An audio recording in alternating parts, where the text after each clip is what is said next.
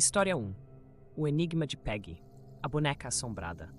Peggy era uma boneca que se tornou famosa no mundo paranormal, conhecida por trazer uma série de eventos estranhos e inexplicáveis para aqueles que olhavam diretamente para sua imagem, seja em fotografias ou em vídeo.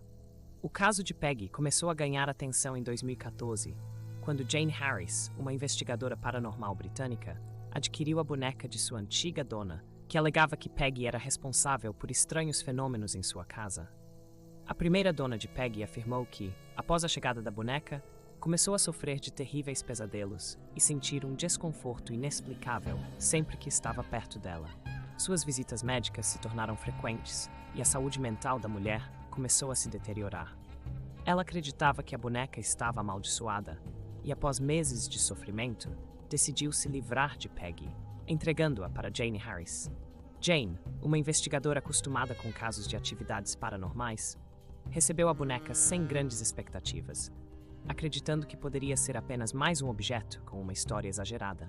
No entanto, em pouco tempo, ela começou a perceber que Peggy trazia consigo uma aura diferente.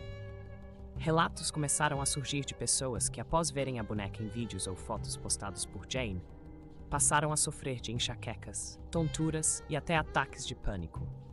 Algumas pessoas relataram sentir uma presença em suas casas logo após visualizarem a boneca, como se Peggy estivesse seguindo-as de alguma forma. Um dos casos mais alarmantes envolveu uma mulher que, segundo seu relato, sofreu um ataque cardíaco logo após olhar para a imagem de Peggy em um vídeo no YouTube. Ela sobreviveu ao ataque, mas afirmou com veemência que sentiu uma energia sufocante ao olhar diretamente para a boneca, como se algo maligno estivesse tentando entrar em sua mente. Jane, preocupada com a quantidade de relatos perturbadores que começaram a chegar até ela, decidiu isolar Peggy em uma sala especial, afastada de qualquer exposição pública direta. Ela realizou vários experimentos com médiums e especialistas paranormais, todos os quais confirmaram que a boneca emanava uma energia estranha, uma presença que parecia estar sempre acordada e atenta ao seu redor. Ao longo dos anos, Peggy se tornou um dos objetos mais conhecidos no mundo do paranormal, com inúmeros relatos de pessoas que afirmavam ter tido experiências sobrenaturais ao interagir com ela. História 2. A Casa de Vozes. O caso de Emily. Emily e sua família estavam animados para se mudar para uma casa de campo no interior da Inglaterra, um lugar tranquilo e perfeito para começar uma nova vida. A casa, construída no final do século XIX, tinha uma aparência acolhedora, com grandes janelas e um jardim encantador. No entanto, desde a primeira noite, coisas estranhas começaram a acontecer.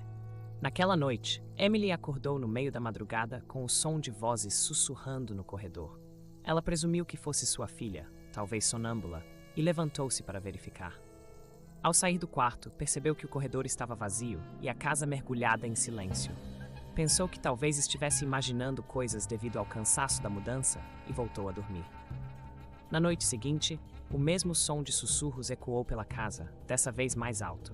Desta vez, Emily acordou seu marido, que também ouviu as vozes. Eles decidiram procurar pela casa, mas novamente não encontraram nada. Os dias se passaram e a cada noite, as vozes pareciam se aproximar mais, como se fossem de pessoas conversando muito perto dos ouvidos de Emily. Os sussurros se tornaram gritos em algumas ocasiões, deixando a família apavorada. Os filhos de Emily começaram a reclamar de pessoas que os observavam durante a noite. O filho mais novo, de apenas 6 anos, disse que uma senhora, com olhos tristes, o acordava todas as noites, sentando-se ao lado de sua cama. O pavor tomou conta da família e eles buscaram a ajuda de médiuns locais. Os médiuns que visitaram a casa relataram a presença de várias entidades, algumas delas presas na casa há muito tempo. Segundo eles, a casa havia sido palco de um terrível incêndio no início do século XX, no qual várias pessoas haviam morrido. As almas dessas vítimas pareciam não ter encontrado paz e, de alguma forma, estavam tentando se comunicar. Desesperada, a família decidiu se mudar, abandonando a casa e deixando para trás o que só poderia ser descrito como uma experiência de puro terror. No entanto, mesmo após a mudança, Emily ainda acorda, às vezes ouvindo os mesmos sussurros, como se algo tivesse os seguido para o novo lar. História 2. A Casa de Vozes. O caso de Emily. Emily e sua família estavam animados para se mudar para uma... História 3. O quarto que ninguém habitava. Relato de Marcos Marcos, um jovem estudante de arquitetura, alugou um apartamento no centro da cidade de São Paulo. Era um apartamento antigo, mas bem localizado e com um bom preço, algo raro de se encontrar. O lugar tinha 3 quartos, mas um deles sempre ficava fechado. O dono do imóvel disse que aquele quarto nunca deveria ser utilizado, sem dar maiores explicações. Marcos achou estranho, mas como moraria sozinho, não viu problema em manter o quarto fechado. No entanto, algumas semanas após se mudar, ele começou a notar que a porta daquele quarto parecia abrir sozinha durante a noite. No início, ele pensou que poderia ser o vento ou que a fechadura estava com defeito. Certo dia, decidiu trancar a porta e, ao acordar, encontrou-a aberta novamente. As coisas começaram a ficar mais estranhas quando ele começou a ouvir barulhos vindos de dentro do quarto. Passos pesados, móveis sendo arrastados e, ocasionalmente, uma risada baixa e perturbadora. Mesmo com medo, ele abriu a porta certa vez e viu que o quarto estava vazio. Mas o ambiente era opressor, o ar estava pesado, como se algo invisível estivesse observando. Decidido a entender o que estava acontecendo, Marcos chamou um amigo que trabalhava com investigações paranormais. Juntos, passaram uma noite no apartamento e gravaram áudio e vídeo do quarto misterioso. Durante a madrugada, conseguiram captar sons inexplicáveis. E ao revisar as imagens, viram uma sombra movendo-se pelo quarto, algo que não estava presente fisicamente no momento da gravação. A investigação revelou que, décadas atrás, uma mulher havia morrido naquele apartamento, trancada no quarto por seu marido ciumento. Desde então, o espírito dela parecia habitar o lugar, abrindo a porta do quarto na esperança de finalmente ser libertada. Marcos não quis mais morar no apartamento e saiu em menos de um mês, traumatizado pela experiência. Hoje, ele se recusa a entrar em qualquer edifício antigo, temendo encontrar algo similar novamente. História 4. O quarto trancado. A história de Miguel. Miguel trabalhava como zelador em um antigo prédio residencial no Rio de Janeiro. O prédio era conhecido pela sua história misteriosa e havia um quarto no subsolo que sempre ficava trancado e era proibido de ser aberto, conforme as ordens do administrador do edifício. Diziam que o quarto abrigava objetos antigos que pertenciam aos antigos donos do prédio, mas ninguém sabia ao certo o que havia lá. A curiosidade de Miguel crescia com o tempo, especialmente após ouvir histórias de moradores mais antigos sobre eventos estranhos ligados àquele quarto. Em uma noite, enquanto fazia sua ronda, Miguel encontrou uma chave antiga que parecia corresponder à fechadura do misterioso quarto. Sem pensar 2 vezes, ele decidiu abrir a porta. Ao entrar, foi tomado por uma sensação estranha, como se o ar estivesse pesado e frio, apesar do calor da noite. O quarto estava vazio, exceto por alguns móveis antigos cobertos de poeira. No canto, havia um espelho grande e rachado que refletia a luz fraca do corredor. Miguel sentiu um arrepio percorrer sua espinha quando percebeu que o espelho refletia algo que não estava no quarto.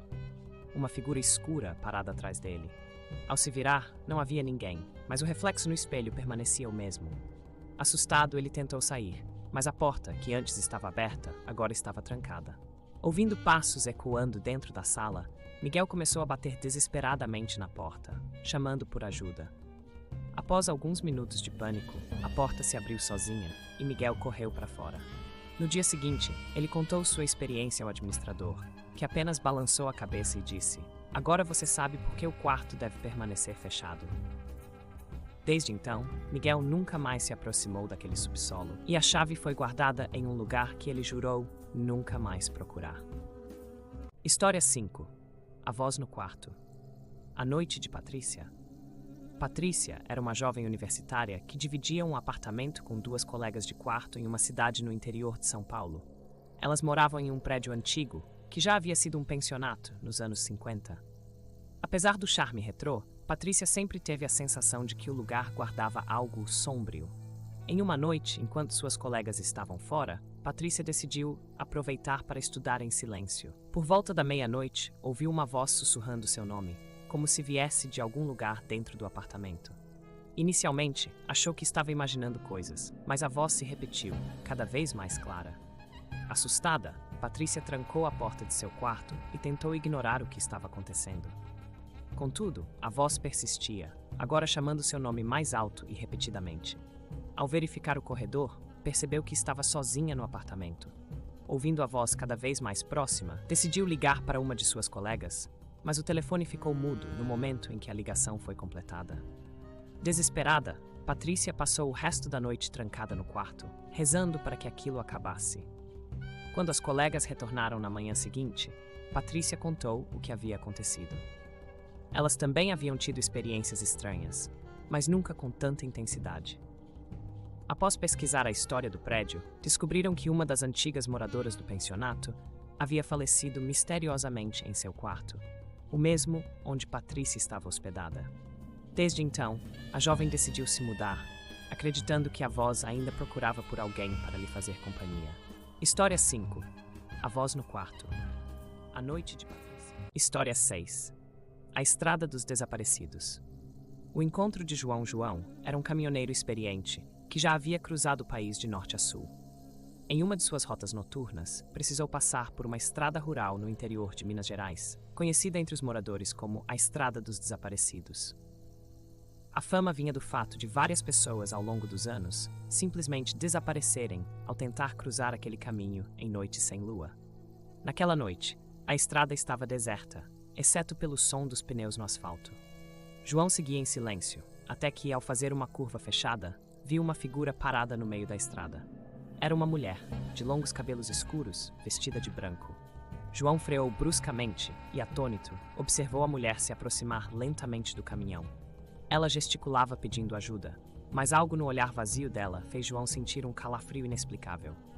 Antes que ele pudesse decidir o que fazer, a mulher desapareceu no ar, como se nunca tivesse estado ali.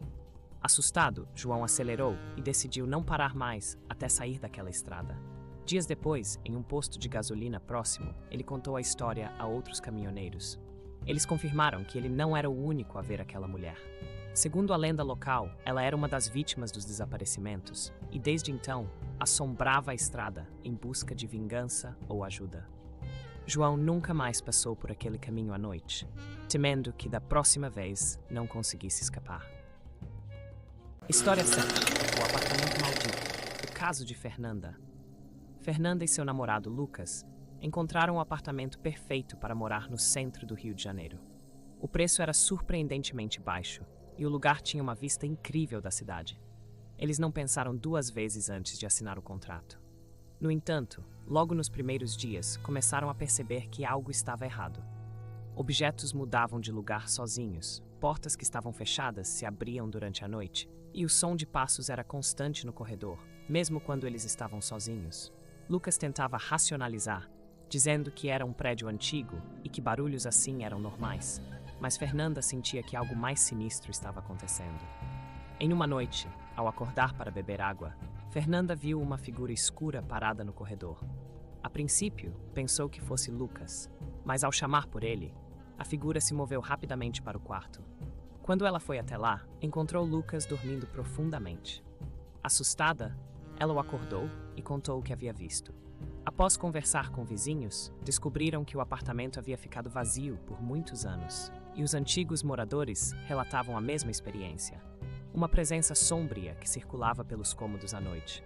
Eles decidiram se mudar imediatamente, deixando para trás o que chamavam de apartamento maldito.